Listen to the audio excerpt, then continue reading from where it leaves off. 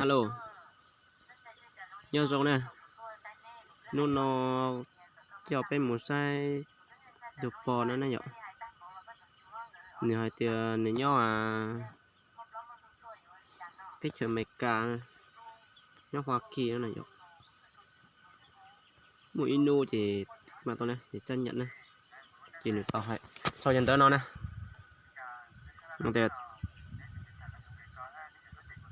xin chào thân yêu, cảm ơn vì bạn đã chấp nhận yêu cầu của tôi.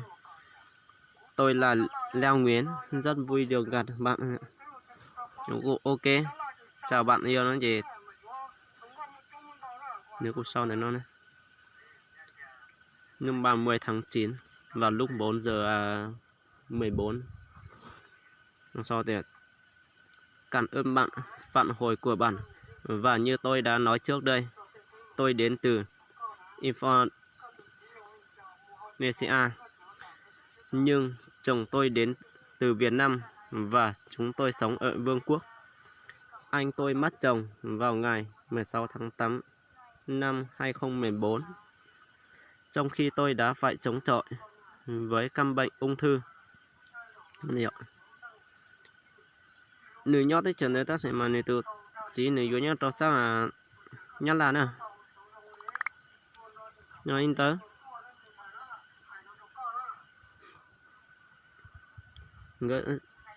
Cô này chỉ nhót cho Vương quốc Anh á. Cho Vương quốc Anh thì bỏ đây tụi chỉ bông lợ. Bông lọ trâu nó có trâu lúc lý gì ó sẽ cọp lâu này.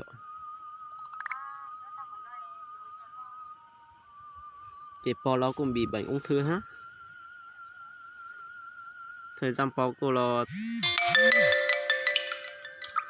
bị bệnh ung thư ha, chị bác sĩ hay cho bỏ thì giai đoạn hiện tại là chữa lo này rồi. Chị bỏ cụ chúa đi dừng đấy nhau là sao? Chúa đi một bề trời lúc lính tới nhau là sao? Bỏ cho tua nè. Chị thọc bỏ từ giờ nè, mà bỏ từ giờ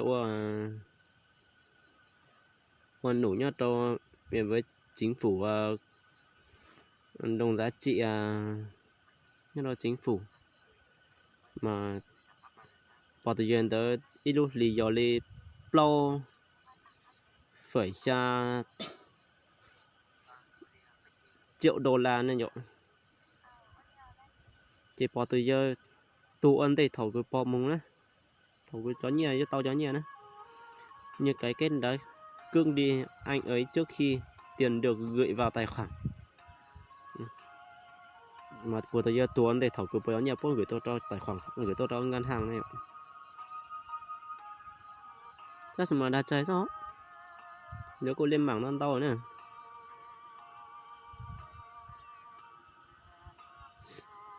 Nhưng lên bảng non tao cái bỏ này tụ bỏ nó luôn chơi mua sao.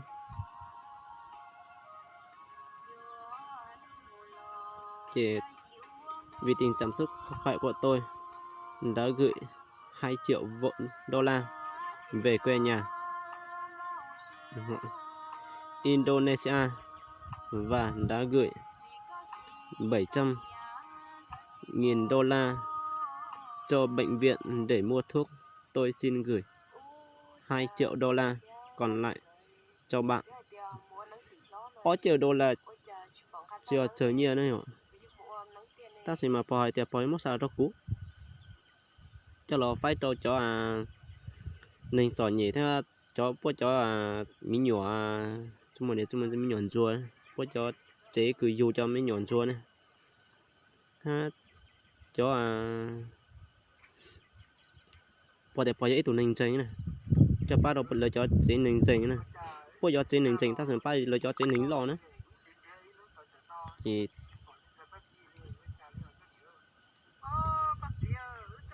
so chứ cú sẵn sàng giúp bạn nó xem họ các bạn có thể đẹp cú chỉ tao bỏ đua lên từ em mua nhiệm luôn nụ do nó ba cho chế trò nhỉ bỏ nhiều bỏ ba tao cho chế trò nhỉ của cụ lo trong xét ha cụ trong xét tao chạy bỏ cho nên nó nhỏ chỉ ok sao chỉ bỏ cho sau nữa. Em yêu của anh, rất vui khi được nghe những chia sẻ của anh. Một lần nữa, anh tin vào bởi vì Chúa đã hướng dẫn anh đến với em và Ngài biết rằng anh sẽ giúp đỡ em. Và với trái tim nhân hậu, em là một người tốt. Người tốt hay người xấu, dù của chú báu. Nhớ tích thế này, ta sẽ mà lấy con lên mạng nó đau được con nó này chạy cơ có. Cú những báu là nhiệt ra này. Ta sẽ mà nhật là dù là như hát. Tất cả những gì bạn phải làm giúp tôi nhận được quý là và chuyện nó đến cắt chạy mồ côi và nhà thờ để tôi có thể yên tâm gặp gỡ người tạo ra chúng tôi và hy vọng bạn sẽ không làm tôi thất vọng vì tôi rất tin tưởng vào bạn. Kiến cho nó lớn một chữ gì cưng câu đó.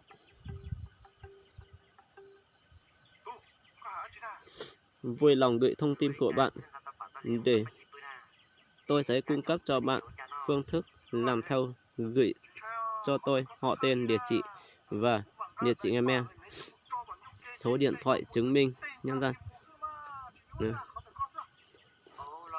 Cùng gửi địa chỉ này, địa chỉ của gửi bờ bãi rồi chỉ do tây teo gửi máy sân là họ tên Thảo anh lùng mà có gửi tới số điện thoại gửi đây. Chỉ có câu sau: cảm ơn bạn vì thông tin bạn cung cấp cho tôi. Bác sĩ của tôi nói rằng tôi sẽ phải phẫu thuật. Hãy cầu nguyện cho tôi.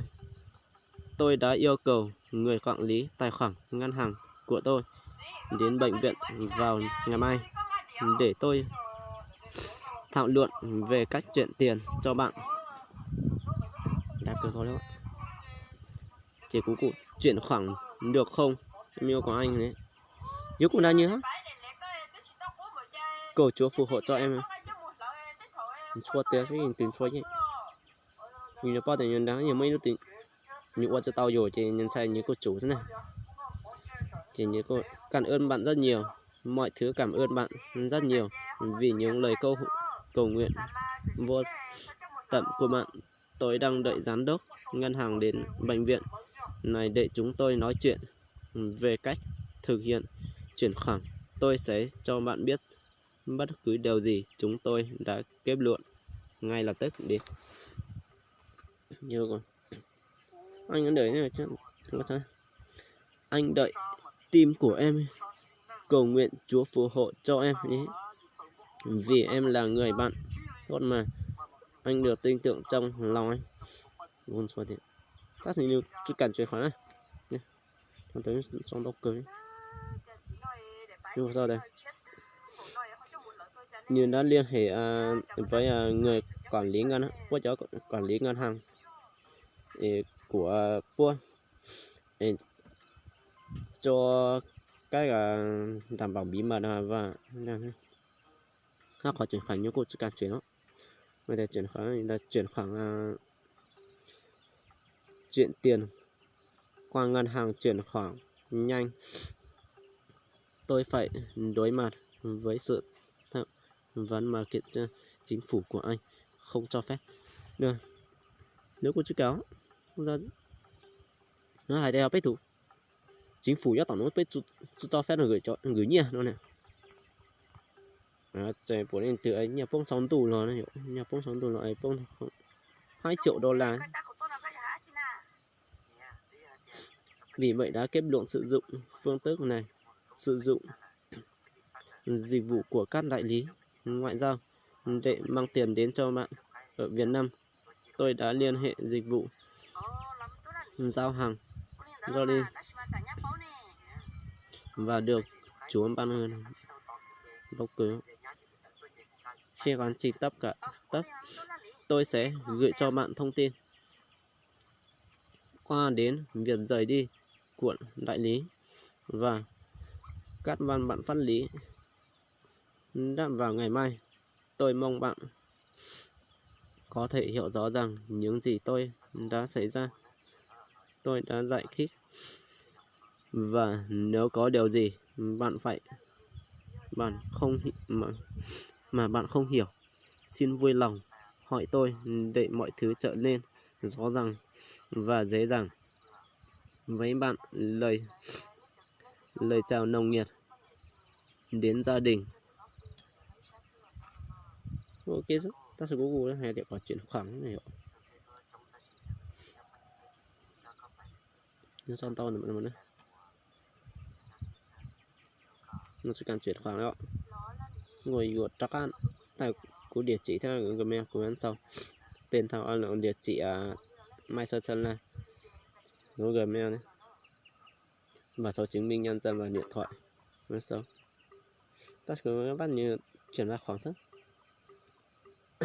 nó khoảng 10.000 đô la vào tài khoản ta sẽ mình những cá không ghi gửi số tài khoản mình những cá nữa cả nữa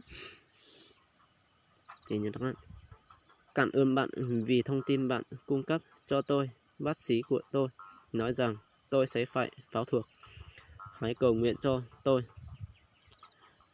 Tôi đã yêu cầu người quản lý tài khoản ngân hàng của tôi đến bệnh viện vào ngày mai để chúng tôi thảo luận về cách chuyển tiền cho bạn. Ok, cũng mong chờ đó.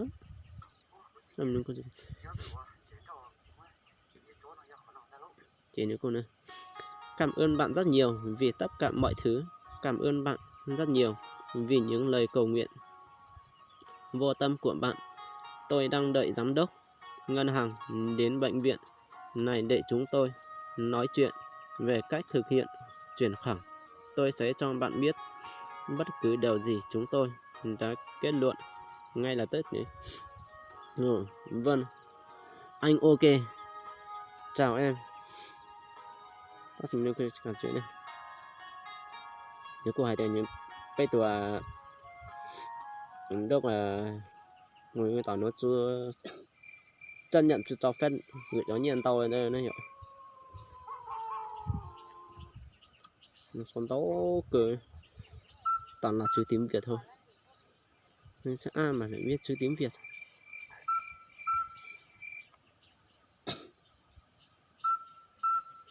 Tao tầm nó nữa.